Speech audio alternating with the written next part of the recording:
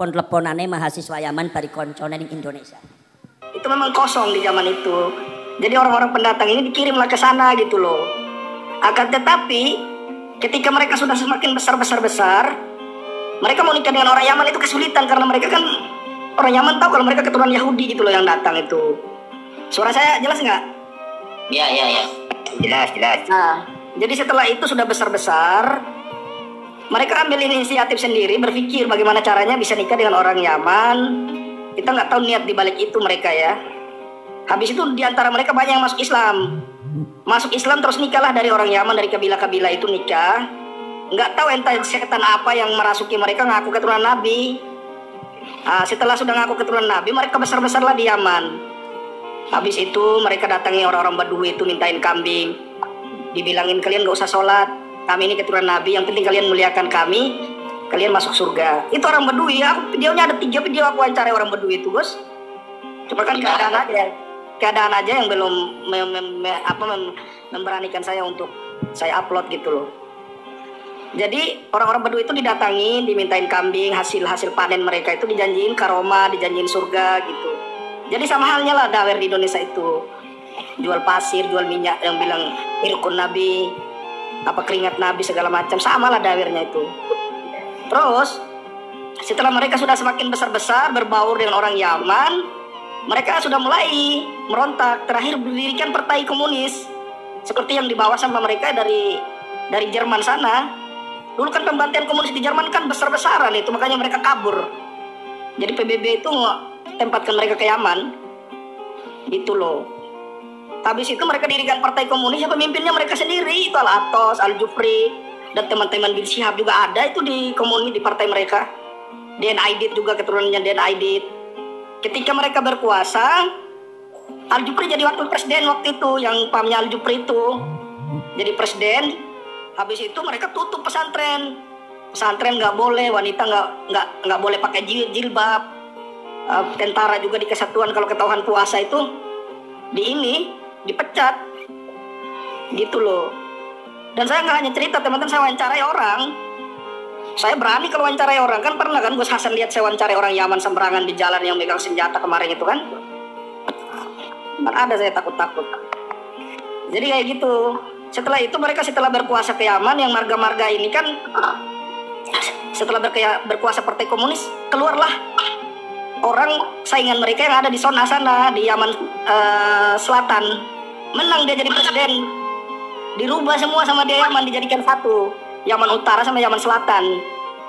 Habis itu semua syariat Islam dikembalikan. Terus ininya komunis-komunisnya didor, ada yang dibedel kepalanya, termasuk bapaknya Wan Abid juga itu kan kena bedel kepalanya, bukan mati jihad itu. Seperti itu. Habis itu mereka lari terbirit-birit lah. Ya itu jelas lah, Belanda setelah itu lihat orang di padang pasir lari-lari, ya diambil lah, dibawa ke Indonesia. Habis itu di Indonesia ya mereka bikin ini lagi, bikin onar juga. Nyatanya mendirikan partai komunis juga, Den Aidit sama beberapa Habib yang lainnya. Taruhlah kalau Den Aidit nggak dipercaya sama mereka, terus Habib yang lain juga di belakangnya kan ada itu. Ada 2 atau 3 Habib itu, teman-temannya. Ya menunjukkan memang mereka bawa komunis dari Yaman gitu loh. Ya itu yang sangat ngerinya. Terus sekarang anak di Aden ini Gus Hasan. Ya. Anak-anak lagi di Aden ini, anak ketemu kemarin malam orang yang apa? Kayak RT lah gitu kalau di Indonesia ya Gus Hasan ya. Saya pertanyakan masalah ini, masalah hujan susu itu. Saya juga punya videonya lucu. Tahu ada dengarnya kurang ajar. Kan ceritakan ada pernah Habib datang ke Aden kan. Terus kalau kamu mau datang ke Aden, minta doa hujan susu. Ya dengar ya. Saya wawancarai, saya punya 2 video itu Gus. Saya wawancarai apa benar ada hujan susu. Katanya kami cerita, ada cerita yang datang ke Indonesia, ada seorang habaib bercerita tentang Habib ini pernah berdoa menurunkan hujan susu di Aden. Kata siapa? Kata itu hanya hayalan aja, nggak pernah ada kayak gitu. Dia bilang habis itu gini nih sama anak, saya ini Nabi saja yang punya mukjizat itu nggak bisa mendatangkan hujan susu. Masa dia yang mendatangkan hujan susu? Kan lucu kata RT-nya. Jadi setelah itu saya diceritain juga di Aden dulu ada 2 kuburan, itu nggak ada mayatnya. Tapi mereka mencaplok bahwasanya nenek moyang mereka pernah sudah ada duluan di Aden gitu loh. Mereka bikin kuburan palsu 2, dibangun sama mereka rumah, terus menaranya dibangun. Habis itu karena masyarakat tahu itu tidak ada penghuninya, itu kuburan dihancurkan, diratain kayak tanah. Ya sama hal yang ada di Indonesia lah, kuburan-kuburan palsu banyak. Mereka itu sengaja bikin kuburan palsu di tengah daerah agar mengakui kalau nenek moyang sudah datang duluan di tempat itu gitu loh. Mereka lah yang paling daerah. Padahal jong.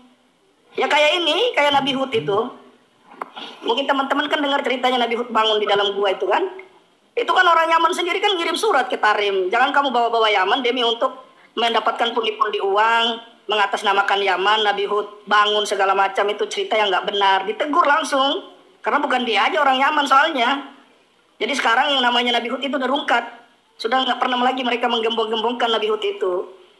Nabi Hud kan orang Yaman sendiri bilang bukan kuburannya di Yaman, dia itu di negeri Syam. Di Irak apa di mana Gus? Lupa lah. Yang terakhir teman-teman, kita nggak pernah cerita palsu di Yaman itu, nggak pernah ada yang namanya Ba'alawi atau menyanjung-nyanjung seperti di Indonesia, nggak ada. Jangankan orang awam ya, orang Baduinya saja kita tanya mereka dibilang pendusta.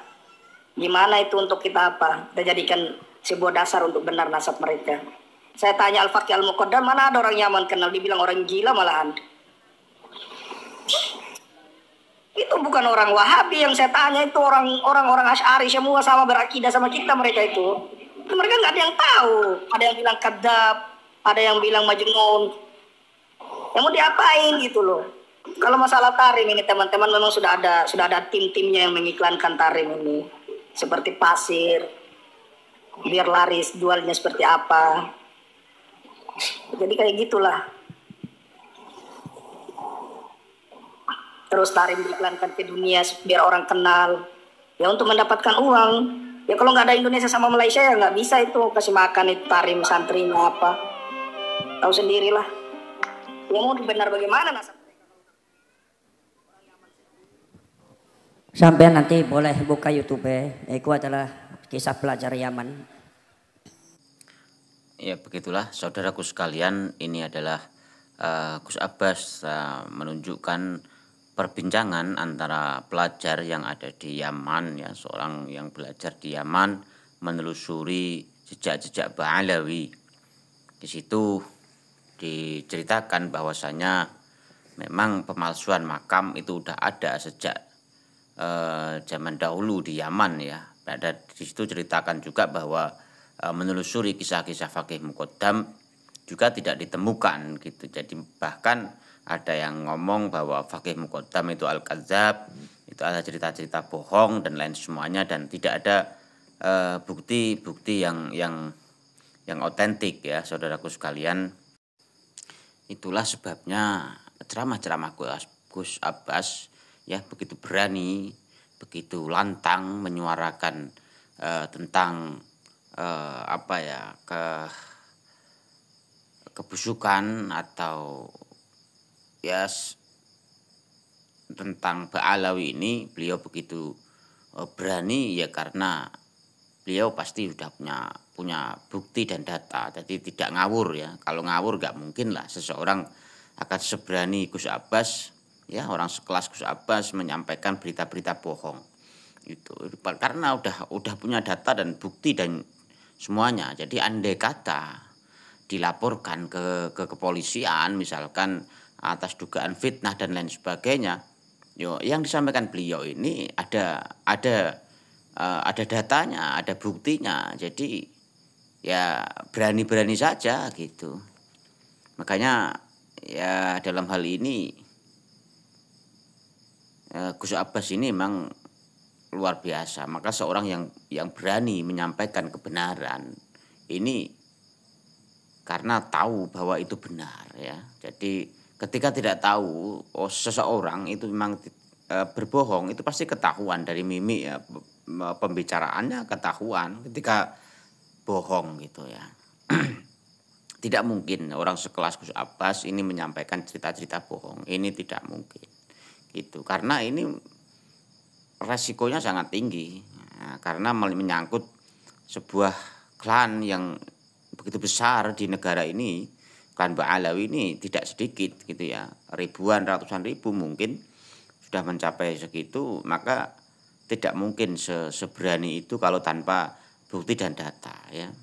Dan andai kata apa yang disampaikan oleh Gus Abbas ini kebohongan, pasti udah dari dulu dilaporkan ke kepolisian gitu ya, melihat apa yang tingkah mereka ya dari oknum-oknum habaib ini yang begitu marah, begitu emosional menanggapi ceramah-ceramah dari Gus Abbas, Kiai Imaduddin Usman Al-Bantani, ini tidak mungkin mereka akan diam saja. Nah, kalau mereka punya tahu bahwa yang disampaikan oleh Gus Abbas ini kebohongan. Ini kenapa mereka diam selama ini ya karena tahu bahwa yang disampaikan Gus Abbas ini memang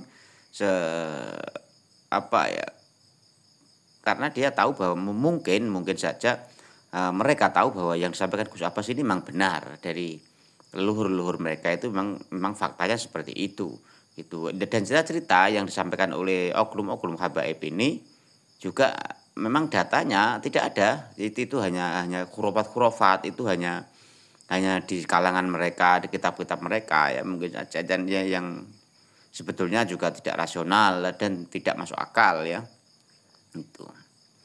Dan terlalu berlebihan lah cerita-cerita apa yang disampaikan oleh oknum-oknum habaib ini gitu. Mari kita lanjutkan dengarkan ceramah-ceramah beliau. Gus Abbas membeberkan semua bukti-bukti Ba'alawi ini memang luar biasa, saudaraku. Niki di antara pelajar Yaman yang menelusuri yang ada di Yaman. Ternyata pembuatan makam palsu itu sejak di Yaman sudah ada di Aden. Bukan di Indonesia saja. Itu dalam rangka menguasai Yaman. Jadi masyarakat Yamannya sendiri tidak setuju dengan apa yang dilakukan oleh Ba'alwi. Di sana sendiri ternyata tidak ada keagungan Ba'alwi. Jadi mereka ciptakan sendiri. Kitabnya diciptakan, nasabnya diciptakan, peradaban diciptakan. Betul kata Kiai Imaduddin, itu sejak abad ke-9. Jadi penciptaannya itu sejak zamannya Habib Ali bin Abi Bakar As-Sakran. Dari sejak itu baru dibuat. Jadi kesananya nggak ada. Jadi yang namanya Ba'alwi itu para Rasul ini diantara yang menelusuri juga, ini dia juga menelusuri langsung, tanya ke Darul Hashimi, yaitu apa, Naqobatul Hashimi, yaitu adalah Naqobah, lembaga yang mencatat Banu Hashim, yaitu adalah keluarganipun Kanjeng Nabi. Itu ternyata di sana tidak mengisbat Ba'alwi, bahwa Ba'alwi bukan Hashimi, itu awas, mereka itu Yahudi. Jadi poros cerek, poros rabu, poros dulur, tuh kisahnya seperti itu. Dan ini bukan 1-2 orang, masih banyak. Hujah-hujah mereka di dalam masalah yang berkaitan dengan nasab mereka, termasuk kitab-kitab yang diberikan, itu sudah dibongkar semua di batang para ulama. Bukan 1-2 kitab, 200 kitab langkung para sahabat Rasul.